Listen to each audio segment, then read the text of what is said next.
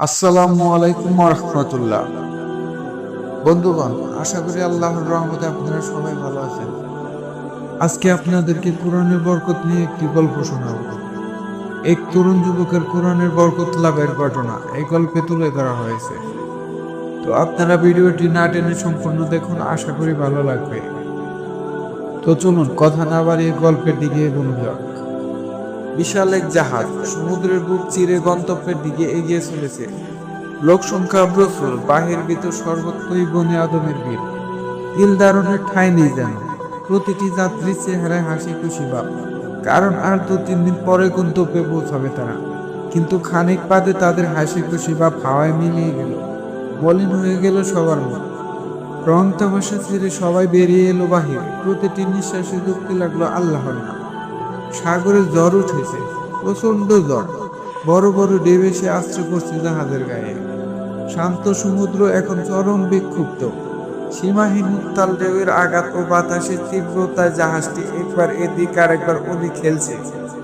Captain তার সর্বশক্তি প্রয়োগ করে জাহাজটিকে রক্ষার জন্য চেষ্টা করছে, কিন্তু শেষ পর্যন্ত তিনি ব্যর্থ হলেন। ঝড়ের তাণ্ডবে পড়ে জাহাজটি আস্তে আস্তে ডুবে যেতে লাগলো। যাত্রীদের চোখে মুখে এখন মৃত্যুর ভয়াল ছাপ স্পষ্ট।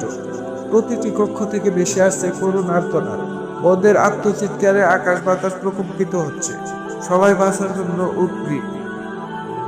যাত্রীরা জানে এ অবস্থায় ওদের বাঁচানোর কোনো আশা নেই, তবু ওরা বাঁচার চেষ্টা করছে। ইজাহিদ জ্ঞান হারিয়ে ছুটাছুটি করছে এখান থেকে সেখানে। কিন্তু বিস্ময়কর ব্যাপার হলো, এ বিপদে সংকুল পরিস্থিতিতেও এক নৌযান সম্পন্ন বাবলেশী। তার চেহারায় কোনো মলিনতার ছাপ নেই ডুবে মরার কোনো ভয় সংখ্যা। তার চেহারা আগে যেমন উজ্জ্বল ছিল এখনো তাই আছে। তার অবস্থা অন্যান্য যাত্রীরা থেকে সম্পূর্ণ ভিন্ন। জাহাজ ডুবে যাওয়ার নৌযান হাবুডুবু খাচ্ছিল। এমন সময় হঠাৎ একটি কাঠখণ্ড দেখতে পেল। বেশ বড়ই ছিল এটি। নৌজওয়ান দেরি করলো না, তাড়াতাড়ি তাতে চড়ে বসলো। সে দেখলো যাত্রীদের কেউ আর বেঁচে নেই। ইতিমধ্যে পানিতে ডুবে ভাসতে লাগলো। ভাসতে ভাসতে এক সময় উহা মালদ্বীপে গিয়ে ঠেকলো। তীরে পৌঁছে নৌজওয়ান আল্লাহ পাকের শুকরিয়া আদায় করল, 2 রাকাত নামাজ পড়ল। তারপর ক্লান্ত পরিশ্রান্ত শরীর নিয়ে অজানার উদ্দেশ্যে হাঁটতে লাগলো। হাঁটতে হাঁটতে এক পর্যায়ে সে একটি জঙ্গলের কাছে পৌঁছল। সেই জঙ্গলে একটি কুঁড়ে ঘর ছিল। নওজোয়ান কুঁড়ে ঘরের কাছাকাছি গিয়ে বলল, ঘরে কে আছে? দয়া করে একটু বেরিয়ে আসো। নওজোয়ানের ডাকে এক বৃদ্ধা মহিলা বের হয়ে এলেন। বললেন, বাবা তুমি কে? কোথা থেকে এসেছো? কেন এসেছো? কোথায় বা তোমার গন্তব্যস্থল? খুব পূর্বে ঘটনা সবিস্তার বর্ণনা করে বৃদ্ধাকে শোনালো। লোকের কথা শুনে বৃদ্ধার মনে দয়ার সংসার হলো। তিনি বললেন, বাবা তোমাকে আমি আশ্রয় দিলাম, তুমি কোনো চিন্তা করো না। যতদিন মনে চায় আমার এই গরিবালয়ে অবস্থান করো। নওজোয়ান বৃদ্ধার নিকট থাকতে লাগলো। দীর্ঘদিন অতিবাহিত হওয়ার পর এক যুবক দেখলো বৃদ্ধা ফুপিয়ে ফুপিয়ে কাঁদছেন। সে জিজ্ঞেস করলো, মা আপনি কাঁদছেন কেন? বৃদ্ধা বললেন, আমার কাছে বলে কি আর হবে বাবা? যুবক বলল, বলেই দেখুন আমি আপনার কোনো উপকার করতে পারি কিনা। বৃদ্ধা বললেন, আমাদের দেশে বহু আগে পূর্ব থেকে একটি নিয়ম চালু হয়ে আসছে। নিয়মটি হলো, প্রতি বছর একটি নির্দিষ্ট সময়ে একজন যুবতী মেয়েকে সাজিয়ে গুছিয়ে সুন্দর করে গির্জায় নেওয়া হয়।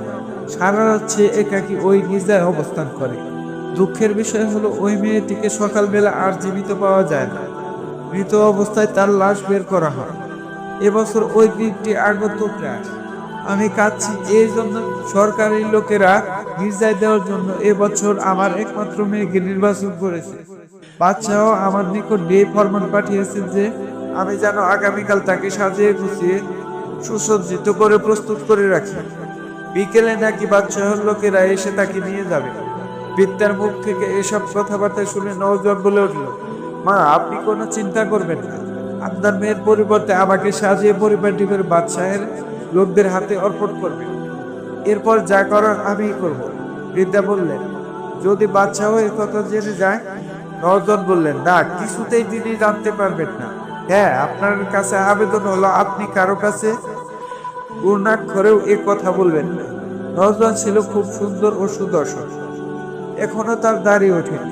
মেয়ের কাপড় চোপড় পরিধান করিয়ে যখন তাকে সুন্দর করে সাজানো হলো, তখন বোঝার কোনো উপায় রইল না যে সে পুরুষ নাকি মহিলা। পরদিন বিকালবেলা সত্যি সত্যি বাদশাহের লোকেরা বৃত্তার বাড়িতে এসে হাজির হলো। মেয়েটিকে প্রস্তুত করে রাখার জন্য বৃত্তাকে তারা অশেষ ধন্যবাদ জানালো। বলল, আজ পর্যন্ত যখনই কোনো মেয়েকে আনার জন্য গিয়েছি তখনই সেখানে সৃষ্টি হয়েছে এক বিনাদুরীর পরিবেশ, কিন্তু আজই তার বিপরীত দৃশ্য দেখতে পেলাম। বাদশাহের দৃশ্যের প্রতি আপনার অমলিন শ্রদ্ধা প্রদর্শন দেখে সত্যি আমরা গর্ববোধ করছি। আসলে প্রতিটি নাগরিকের জন্য বাদশাহের নির্দেশ এভাবেই খুশি মনে বিনা বাক্য হয়ে মেনে নেওয়া উচিত।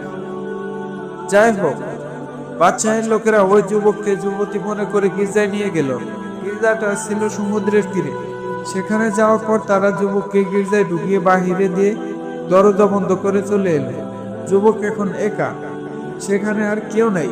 আগেই সে ওযু করে নিয়েছিল। বাদশাহের লোকজন চলে আসার পর সে 2 রাকাত নামাজ পড়ল। নামাজ শেষে কোরআনের পাঠ তেলাওয়াত শুরু করতে লাগলো।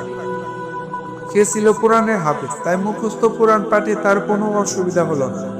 রাত যখন গভীর হলো তখন সে দেখল সমুদ্রের থেকে একটি দানব ভয়ঙ্কর আকার ধারণ করে তার দিকে এগিয়ে আসছে। এই অবস্থা অবলম্বন করে নওজোয়ান আরো উচ্চ স্বরে তেলাওয়াত করতে লাগলো। এভাবে কিছুক্ষণ চলার পর ওই দানবটি হঠাৎ অদৃশ্য হয়ে গেল। যুবক ওই দানবটিকে দেখার জন্য সমুদ্রের সব দিকে দৃষ্টি ফেলল, কিন্তু কোথাও তাকে দেখতে পেল না।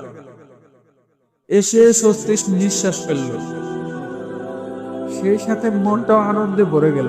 পরদিন নিয়ম অনুযায়ী বাদশাহের লোকেরা লাশ নিতে এলো, কিন্তু দরজা খুলে লাশের পরিবর্তে দলযাত্র একটি মানুষ। তারা কেবল আশ্চর্য হলো না, নির্বাক হয়ে গেল। কিছুক্ষণ তাদের মুখ থেকে কোনো কথাই বের হলো না। ক্ষণিক পর তারা জিজ্ঞেস করলো, ওহে, কোন জিনিস তোমাকে মৃত্যুর হাত থেকে বাঁচিয়ে রাখে? সে তখন সবকিছু খুলে বলল। তারা বলল, ঠিক আছে, আজকে তোমাকে সেই পরীক্ষার সম্মুখীন হতে হবে। যুবক বলল, আমার কোনো আপত্তি নেই, আমি আজও গির্জায় রাত কাটাতে রাজি আছি, কিন্তু আমার শর্ত আছে। শর্তটি হলো, আজও যদি আমাকে আমার মাওলা বাঁচিয়ে রাখে তাহলে তোমাদের সবাইকে মুসলমান হতে হবে। তারা বলল, তোমার শর্ত মেনে নিলাম। আমরা ওয়াদা করছি যে তুমি যদি আজও বেঁচে যাও আমরা তাহলে সবাই মুসলমান হয়ে যাব। শর্ত মেনে নেওয়ার পর রাতের বেলা যুবককে পূর্বের ন্যায় গির্জায় রাখা হলো। আল্লাহর অপরিসীম রহমতে কোরআন পাঠের বরকতে আজও সে বেঁচে গেল।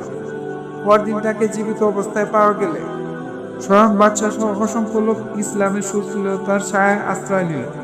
উল্লেখযোগ্য যে এই যুবকের নাম আব্দুর রহমান। সূত্র তিরমিজি শরীফের ব্যাখ্যাগ্রস্ত সূরা মাদারিয়া। তো প্রিয় বন্ধুগণ, দেখলেন তো আল্লাহর কোরআনের বরকত কত।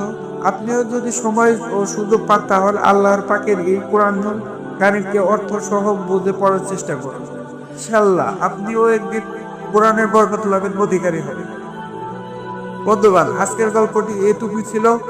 পরবর্তী নতুন নতুন গল্প পেতে আমাদের চ্যানেলটি সাবস্ক্রাইব করে রাখুন। আর গল্পটি কেমন হয়েছে তা মতামত জানাতে অবশ্যই একটা কমেন্ট করুন। ধন্যবাদ, ভালো থাকুন।